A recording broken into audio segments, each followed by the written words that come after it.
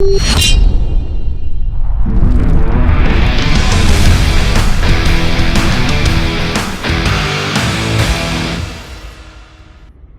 this is Mike Howard. Welcome to another edition of the Ronin Leadership Podcast. You can probably guess from the background that I am not at home, or Janice and I are not at home. We're actually on the Mekong River, leaving Cambodia, where we spent the last, 3 days, headed towards Vietnam. This is a river cruise on Uniworld that we booked 3 years ago, pre-pandemic. And because of coronavirus, it's been canceled a couple of times. But finally, last week we were able to get on the ship, and it's been a wonderful time. We're traveling with a couple of great friends of ours, and it's really, we've been to a lot of countries in Asia, but these are two countries that we have not been into. People in Cambodia have been lovely, and we've seen a few things which I will talk about, and headed towards Vietnam, and looking forward to a lot of the history of Vietnam and the things that we were involved in, obviously, during the Vietnam War. I do not have copies of my books to show you like I normally do, but please avail yourselves of the opportunity to go on Amazon.com or MikeHowardAuthor.com and pick up a copy of The Art of Ronin Leadership, which is my first book, and my second book, The Art of Executing Ronin Leadership Strategies, which came out in August. And that is actually, it's an Amazon bestseller. It was #1 in 5 different countries, and I'm very proud of that. So please take advantage, if you have not, to buy yourself copies of both books. As always, if you like this podcast, hit the subscribe button, tell your friends and family, everybody about it. We're growing our subscriber base almost weekly, which I'm really happy for that. And again, if you have any comments, suggestions, concerns about previous podcasts, please let me know, and we'll be happy to take care of it and see if we can always make ourselves better. Remember, leadership is all about continuous improvement. So thinking about what I wanted to talk about here, we're actually in our suite, and we're literally just left Phnom Penh, Cambodia, and headed towards Vietnam. But there were a couple things in the last couple of days that compelled me to want to do a podcast. And this is a leadership podcast. So 2 things.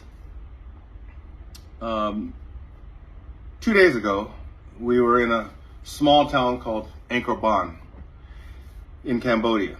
And part of what we were able to see, we were able to visit this village, and it's a very rudimentary village. Like a lot of Cambodian villages, the houses are on stilts. We were able to go and observe a house, go into a house. It's very simple. There's no air conditioning. This particular village has electricity. A lot of them don't. No running water, so they have to get their water from another source and bring it and store it.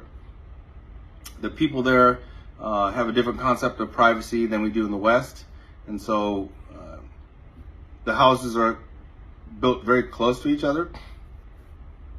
People can see in, and one of the things they joked about, the tour guide, was in these rooms, when a girl gets of age, to keep the boys from peeking into the house, they have a special room where that's where the daughter changes or dresses or sleeps in. But the highlight of this particular visit to this village was we were able to go to a school.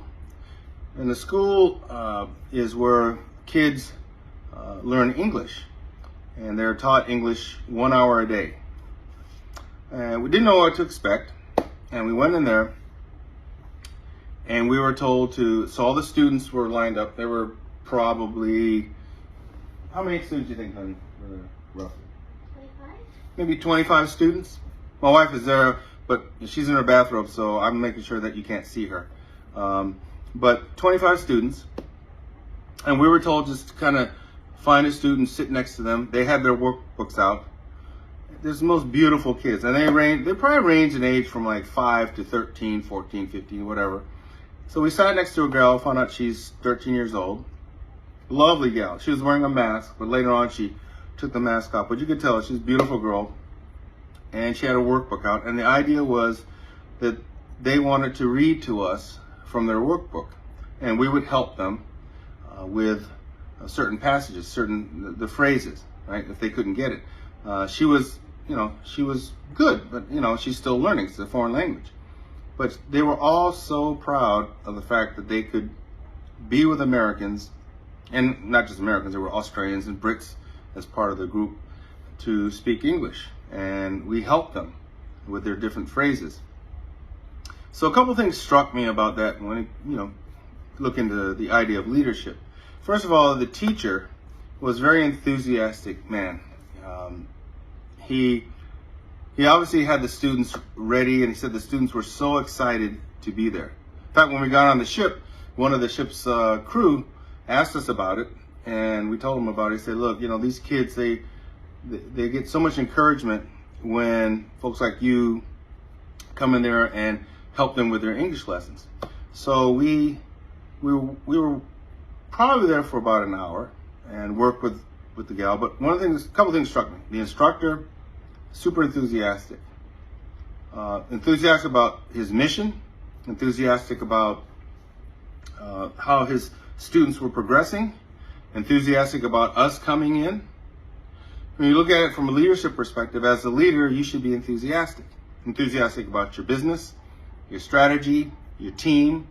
As your team progresses, as they get better as leaders, as they execute on their missions and assignments, you exude that enthusiasm. And I thought that teacher was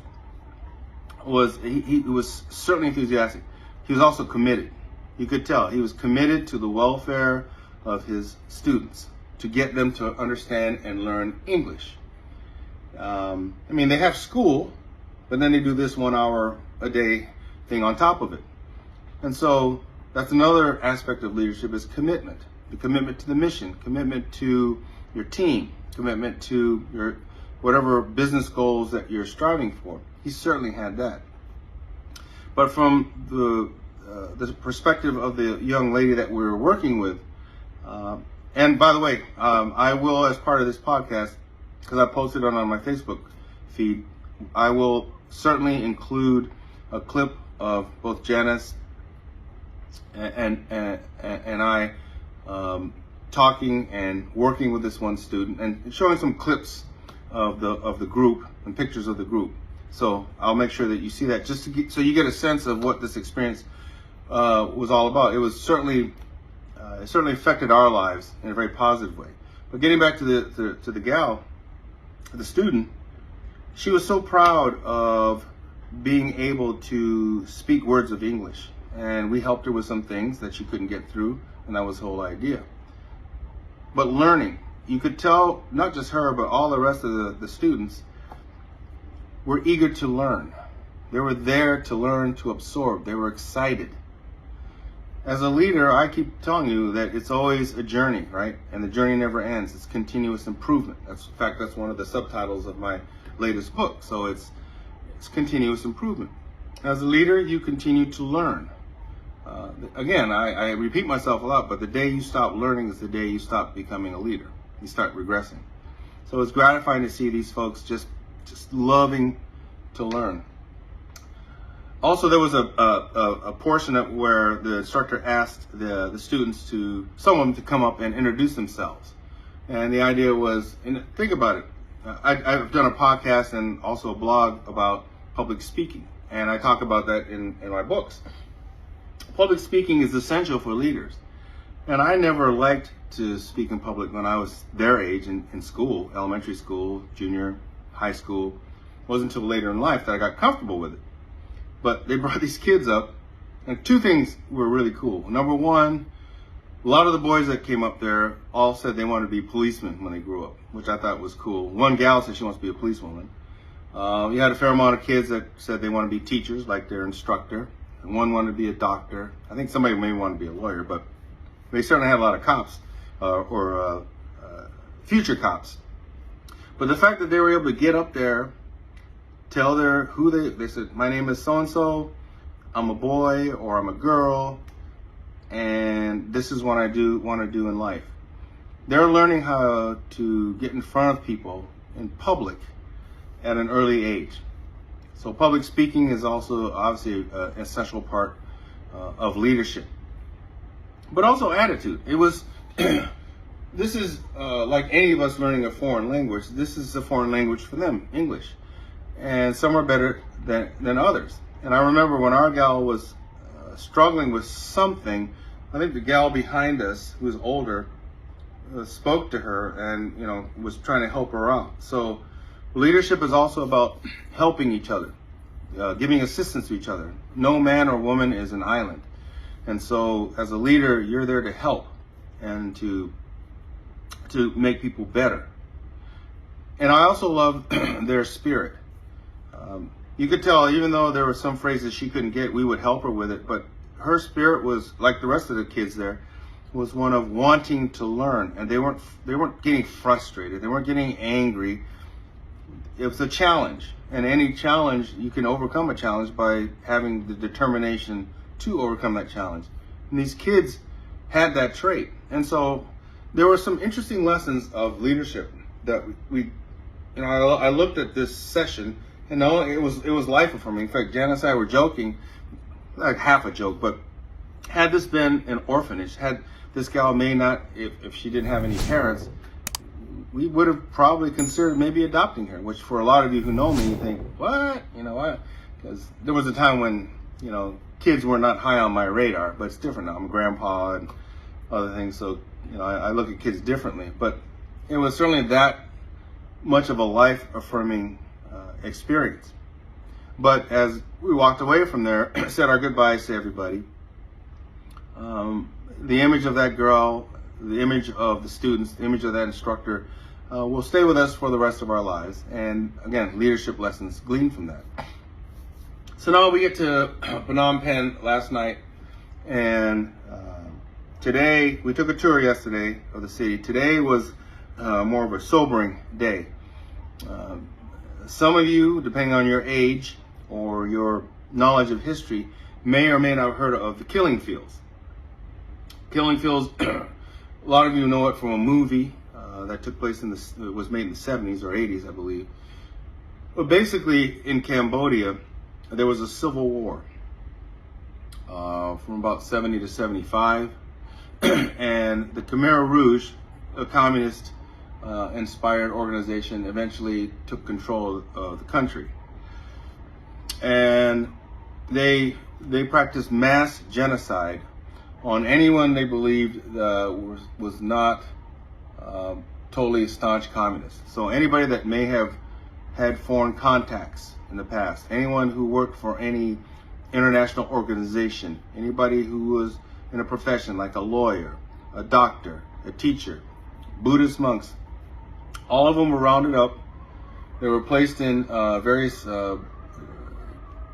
facilities that were there designed to torture and extract information and confessions, and then eventually brought out to one of what we were told today, 400 killing fields, where these folks were killed and buried, mass graves. We went to a place called S21 in Phnom Penh, which is an infamous detention center where Cambodians were brought, tortured. We got to see the cells that they were in, just shackled and treated like animals, worse than animals. We saw their living conditions, which were horrendous, the things that were done to them, and the pictures. We saw the haunting pictures of hundreds of these poor souls who were tortured and eventually killed for no reason other than they may have been a doctor, they may have been a lawyer, they might have worked for an aid organization, or they had friends that were Westerners, you know, whatever. It was estimated at least 1.3 million were killed by the regime, but when you factor in starvation and disease, other things, because of this group's lack of governance over the country, estimates, and there have been various groups that have done studies, it can go anywhere from 2 million to 3 million. At the time that this took place, from 75 to 79, the total population of Cambodia was 8 million. So you can see the scale of the deaths in this country. And it was very sobering. It was and we were told it was going to be a sobering time. We went to S21 to see where they were tortured. Then we went out about 12 miles away from city center in Phnom Penh and got to see the killing fields. There was a structure that's been built that has skulls of the deceased. Most of these folks were killed they didn't want to waste bullets, the Khmer Rouge, to waste ammunition, so they were bludgeoned to death with various instruments. Could be machetes, could be sticks, could be any number of things and you could see the wounds on these skulls. You went around, you saw an area where they killed children. They would bash children's heads against the wall. And the idea for the Khmer Rouge was that you kill them before they grow up and want to exact revenge on what they're doing to their parents, the Khmer Rouge. I mean, it was just horrible, right? And so it was a very, again, sobering time. I've seen something similar to that when I was in Israel and I saw the Holocaust Museum there, and it was sort of the same kind of thing. So yeah, so what does that have to do with leadership? Well, it's completely opposite of what we saw in Angkor Wat with the students, right?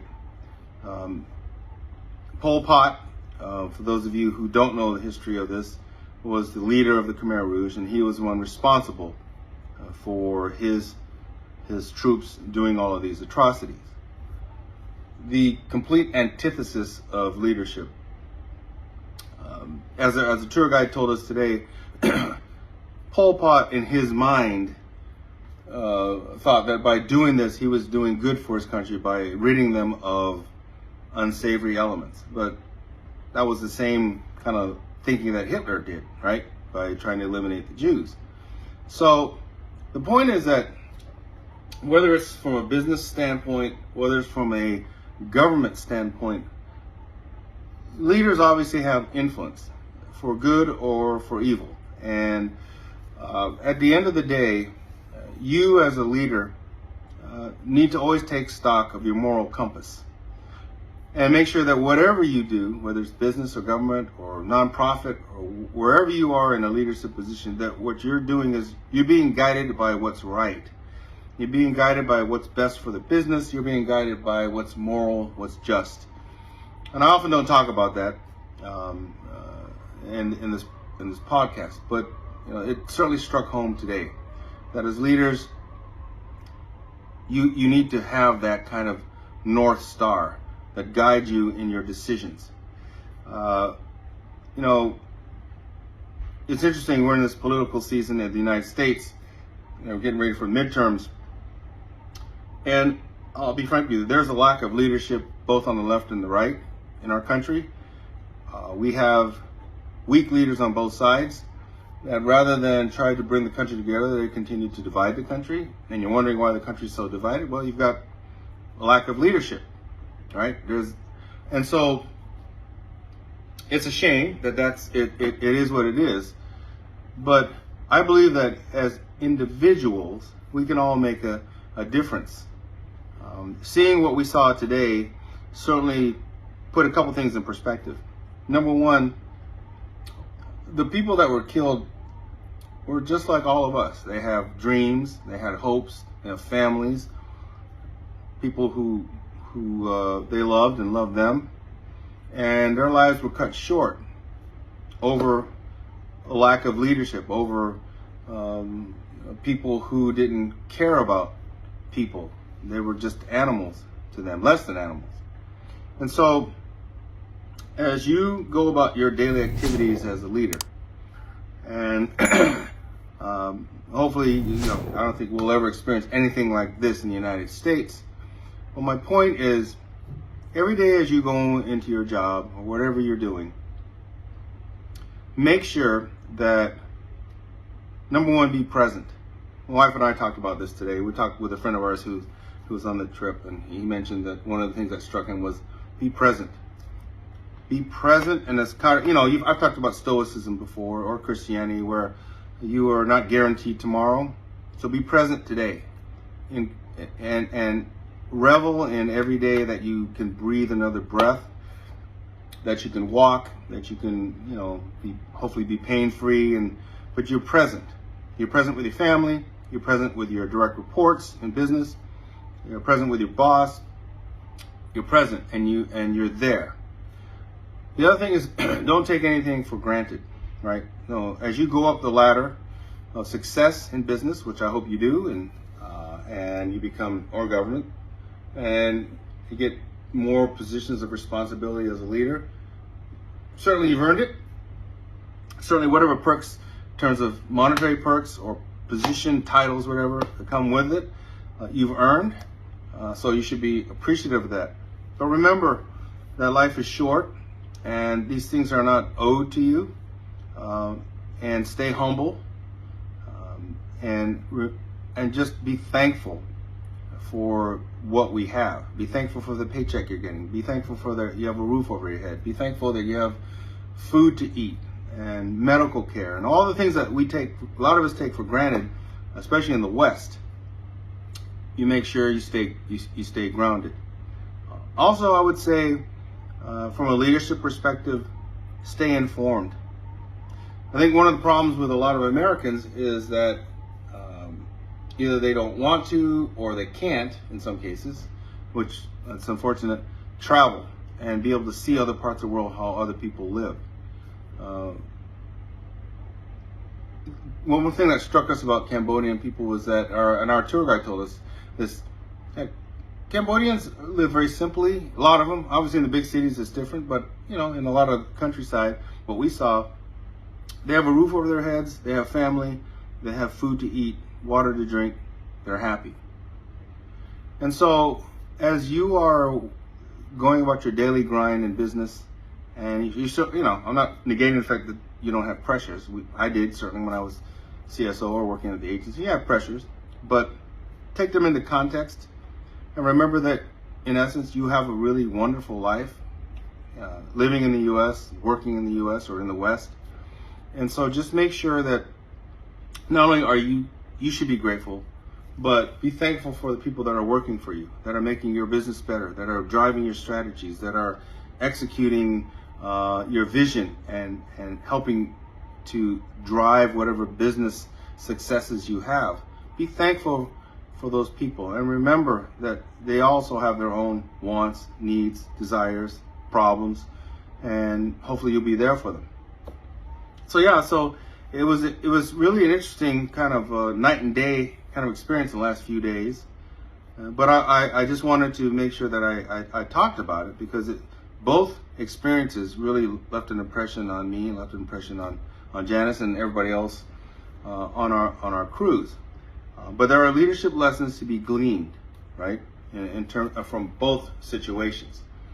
And even in darkness, what we saw today, it's quite clear that leadership means everything.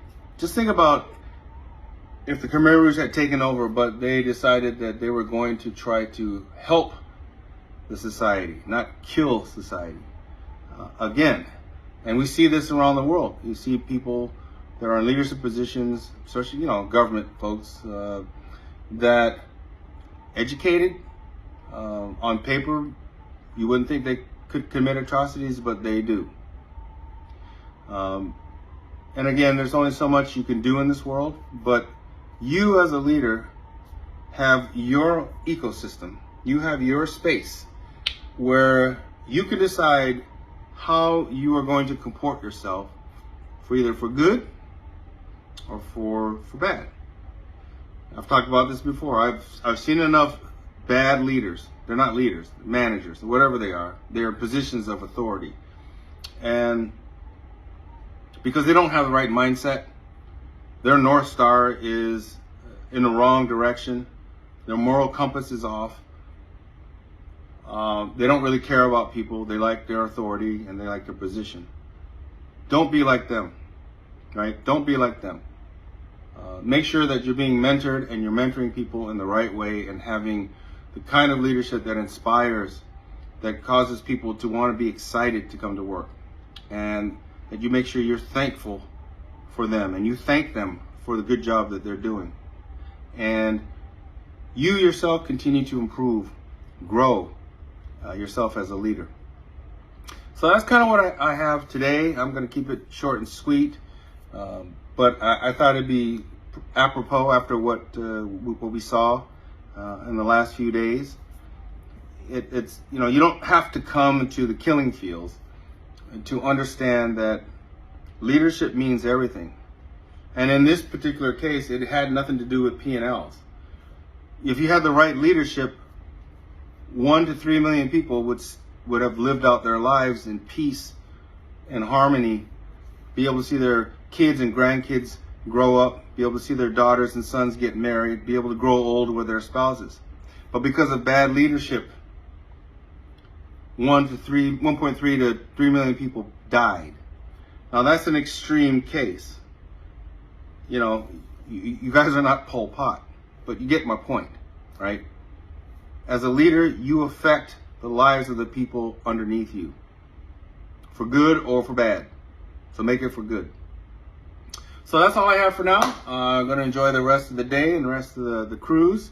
And as with all my podcasts, please leave a comment and make sure you hit the subscribe button, as I said earlier.